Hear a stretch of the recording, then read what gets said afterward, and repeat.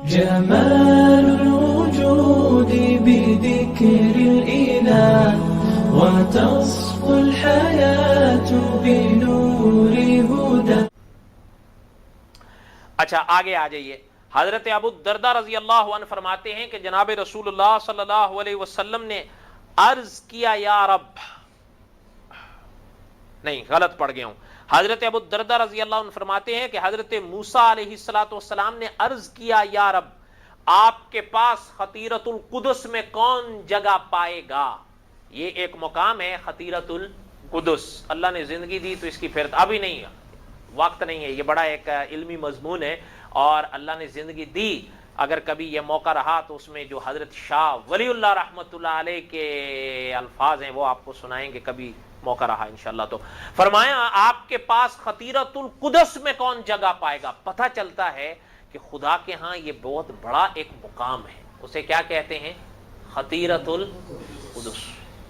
ذرا یہ الفاظ یاد کر لیا کریں، بعد میں مزہ آ جائے گا. اب جیسے ایک صاحب حج کرنے گئے، وہ ہمارے جان پہچان کے تھے، بہت عرصے کی بات ہے، تو ہم حضرات گئے اس کو مبارکباد دینے کے لیے حج کی. وہ اوپر کہیں گئے ہوئے تھے تو ایک صاحب بیٹھے تھے، وہ فوت ہو گئے جو نیچے بیٹھے تھے. ہمیں آج بھی ایسے مجھے یاد آ رہا ہے جیسے کل کی بات ہو. تو ہم بیٹھے، ان سے مصافحہ کیا، تو میں نے کہا ان صاحب کو ہم حج کی مبارک دینے آئے ہیں. کہنے لگے بیٹھے ہیں، اوپر گئے ہیں، آ جائیں گے.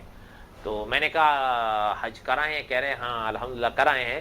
وہ صاحب جو فوت ہو گئے ہیں وہ ہمارے ساتھ مجھ سے بات کرنے لگے، کہنے لگے کہ اللہ تعالیٰ قبول فرمائیں. جو الفاظ تھے ان کے، بہرحال صحیح اب جو کہ تو یاد نہیں، کچھ مضمون سا یاد آ رہا ہے کہ حج بڑی سعادت ہے، اس میں کوئی شک نہیں.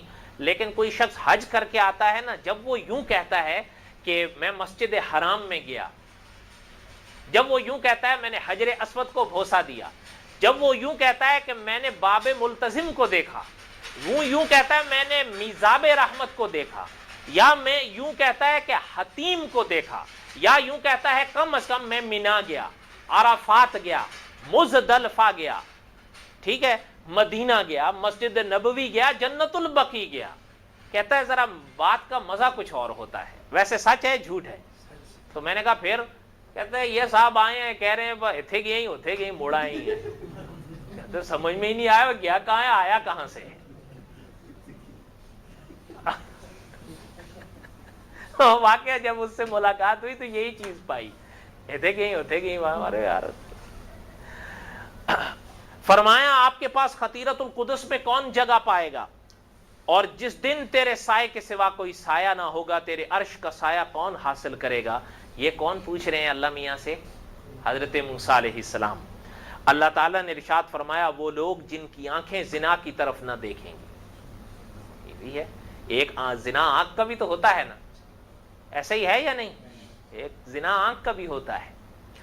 اچھا، اور انجیل میں، موجودہ بائبل میں اس کے بارے میں، انجیل میں حضرت مسیح علیہ السلام کی طرف کچھ الفاظ بڑے عجیب منسوب ہیں. ابھی وہ موقع آیا تو بڑے عجیب الفاظ ہیں، حالانکہ اللہ معاف کرے ہم اس قوم کا حال دیکھتے ہیں کہ کیا حال ہو گیا ہے.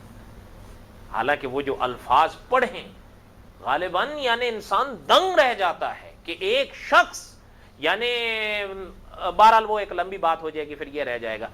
فرمایا وہ لوگ جن کی آنکھیں زنا کی طرف نہ دیکھیں گی، جو لوگ اپنے اموال میں سود نہیں لیں گے. یہ بڑا سخت مسئلہ ہے، یہ ایسا ہی ہے یا نہیں؟ بڑا سخت مسئلہ ہے. جو اپنے فیصلوں میں رشوت نہیں لیں گے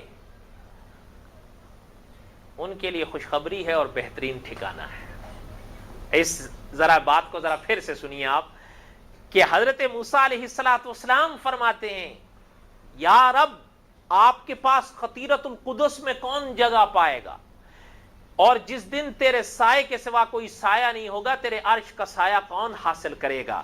اللہ تعالیٰ حضرت موسیٰ کو جواب دیتے ہیں، فرمایا وہ لوگ جن کی آنکھیں زنا کی طرف نہ دیکھیں گی، وہ لوگ جو اپنے اموال میں سود نہیں لیں گے، مال سود نہیں لیں گے، یہ ان کا عوض ہوگا.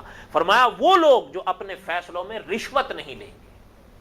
پتہ چل رہا ہے کہ جب ان مرحلوں سے گزرے گا تو انشاءاللہ خطیرۃ القدس میں مقام حاصل کرے گا. جب مقابلہ اتنا سخت ہوگا تو خدا اجر بھی اتنی شان سے دیں گے.